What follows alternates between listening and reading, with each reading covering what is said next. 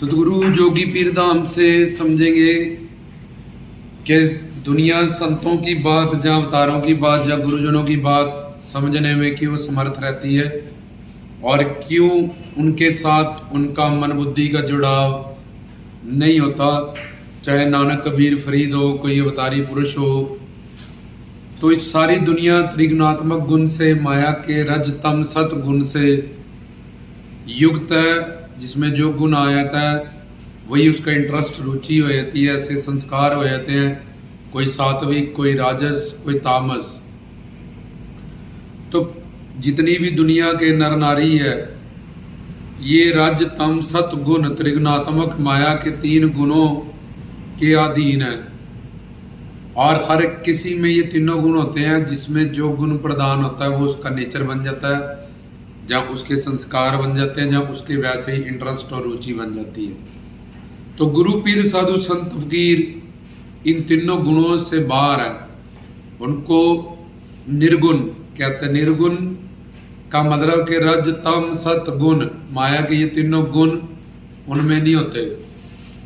तो इसलिए वो जो भी बात बोलते हैं, जब प्रवचन बोलते हैं, जब सत्संग करते हैं, उपदेश करते हैं, तो रज तम सत उनके जो शब्दवान है, वो जैसा इंटरेस्ट, नेचर, रुचि है बंदगी, और कितने पुण्य उसके उदय है, कितना प्रारब्ध उसका बना है, कितनी शरणागति उनके प्रति, कितना विश्वास है, उसके हिसाब से अलग अलग जीव पे अलग अलग प्रभाव उसका पड़ता है।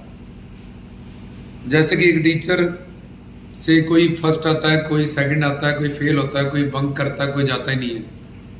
वृष्टि एक जैसी होती है, पानी बरसता है, लेकिन कई जगह फूल, कई जगह कांटे, जहाँ जो बीज होते हैं वही फलीभूत होते हैं। ऐसे ही गुरु पीर साधु संत फकीर महात्मा लोग तीनों गुण से बाहर होके उपदेश करते हैं, और वो हमें समझाते हैं कि नानक दुखिया सब संसार के, इस संसार के जो जगदानंद सुख हैं वो अनंत जन्म तुम्हें मिले हैं, लेकिन फिर भी सुख शांति प्रेम आनंद तुम्हें प्राप्त नहीं हुआ।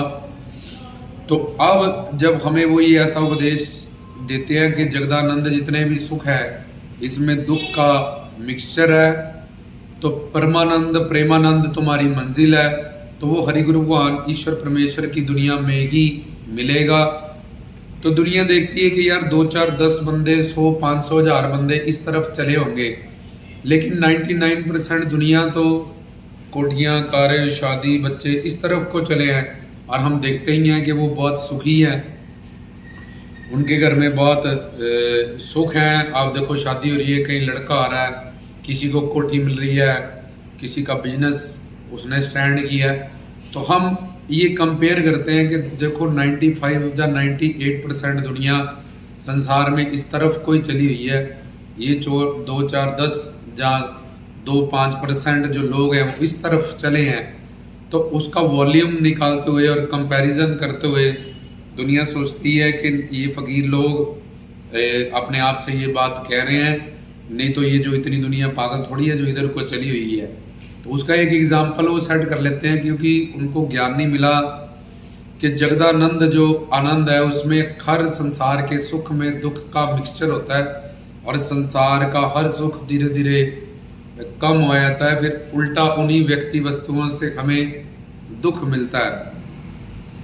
और दूसरा वो कहते हैं संत महात्मा लोग कि ईश्वर जिस पे कृपा करता है वो उसका संसार छीन लेता है, लिमिटेड कर देता है, उसको संसार से थोड़ा अलग कर देता है। जैसे आम पक जाता है तो वो पेड़ को छोड़ देता है।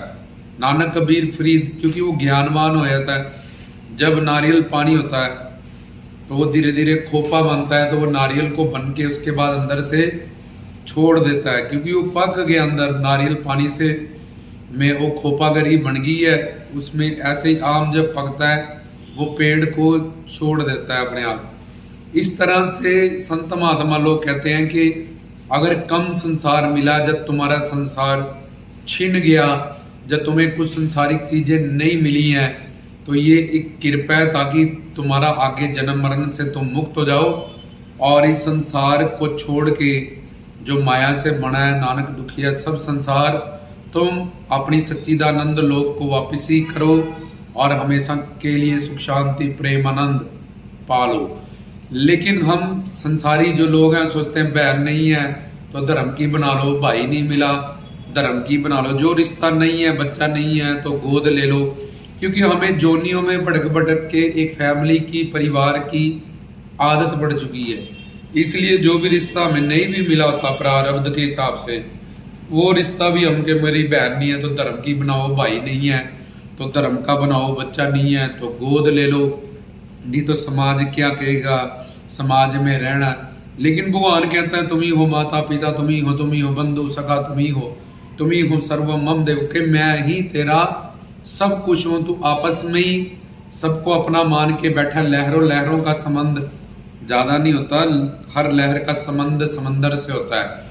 तो ज्ञानी लोग जब सत्संगी लोग जब गुरुमुख लोग जब इस बात की समझ कर लेते हैं तो उनको बड़ी आसानी से समझ आता है कि संसार अगर छिन गया, जब संसार में जो नहीं मिला वो इसलिए नहीं मिला क्योंकि ये भी एक ईश्वर की कृपा, क्योंकि जब किसी के करीब जाते हैं तो फिर किसी चीज से हम दूर जाते हैं। तो ऐसे ही जब मरने के बाद भी सारी चीजें छूट जानी है, कोई व्यक्ति वस्तु हमारे साथ जाएगा नहीं। माँ के पेट से हम नंगे आए थे, कोई एक रिश्ता हमारा नहीं था, कोई एक पैसा एक कपड़ा भी हमारे पास नहीं था, और अंत है जैसे ही मृत्यु होगी तो ये सब कुछ एक ही सेकंड में सब कुछ छिन ही जाएगा।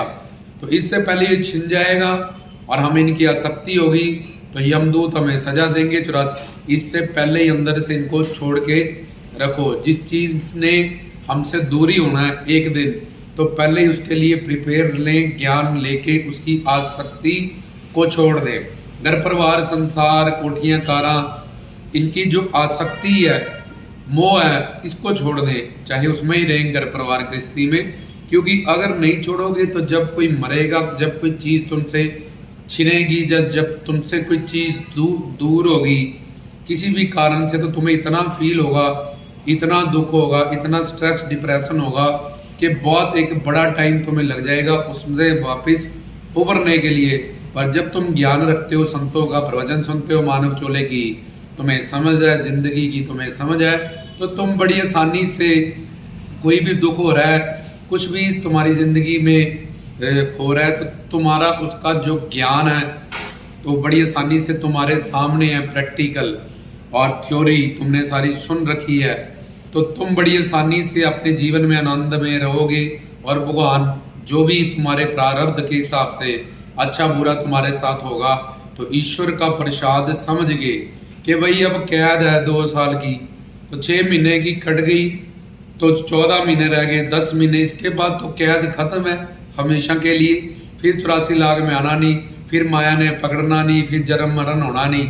तो फिर वो दंड की दुख नहीं करता, वो जो उस दिन प्रतिदिन उसकी सजा कम हो रही है, जो उसके कर्मों का भुगतान हो रहा है कि ये अगर यहाँ नहीं भोगूंगा तो आगे जाके नरक में भोगूंगा, न सब ज्यादा मेरे को तकलीफ होगी। तो अच्छी बात है कि इन कर्मों का भोग यही हो गया, और आगे जाके अब इसके बाद जिस मरने से लोग डरे, मेरे मन आनंद मरने से तो मिलेंगे परमानंद। जहाँ गुरु रविदास जी कहते हैं बहुर जन्म बिछड़े थे माधो, जन्म तुम्हारे लिखे। तो इस तरह से जो जन्म गुरु के लेखे, संतों के लेखे, भगवान के लेखे लगा देते हैं, उनका जन्म मरण से वो मुक्त हो जाते हैं और सच्चित आनंद का खजाना दौलत वो प्राप्त कर लेते हैं।